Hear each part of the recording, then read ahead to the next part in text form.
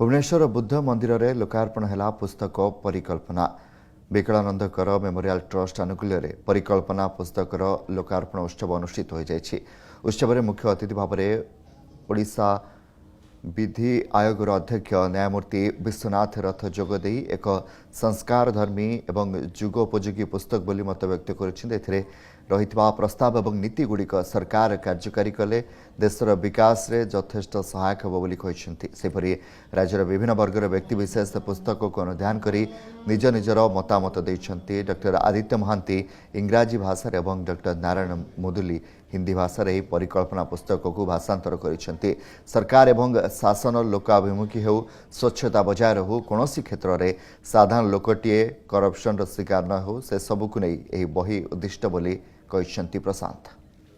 Online आंतर्जालिक उन्मोचन आज शुभ मुहूर्त आज दिन यही परिकल्पना मोर निजस्व चिंताधारू आसी। आशा करुँची आपण मैंने यहाँ पढ़े एवं आपण मतामत जदि भल लगिला से बही रे मतामत देवाई सुविधा रखा जाइए। सेटा आपण मैंने निजे पढ़ी हृदयंगम करेंगे एवं आगू आपण मानकर आगू केमती अन्य माने जानवे तापी बंदोबस्त करेंगे। यहाँ कौन व्यावसायिक जिनस नुहे आप द्वारा जे कौन उद्देश्य नहीं प्रथम राष्ट्र हितपी ये जिनस करा जाइए।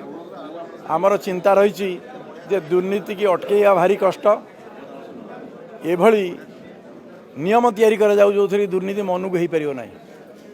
तेणु से आधारित परिकल्पना आज यही कार्यक्रम ओडिशा रे प्रथम थर पे आम भुवनेश्वर रे ए कार्यक्रम को कलु। आपरे ओडिशार विभिन्न सहर में आम जाई ए बही बांटू समस्त को कहू। आम भाविचु आपण माने चिंता करंतु ये जिनस ठीक कि नहीं।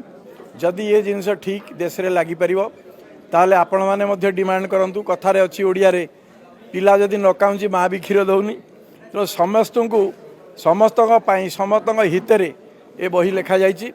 तेणु यहाँ किसी बड़ कथा नुहे। जदि काश्मीर रु 370 धारा उठी पारुची ताले ये नियम देश में लगेगा किसी बड़ कथा नुहे। आमर इच्छा शक्ति आम मानकर मन भितर रहिबा दरकार।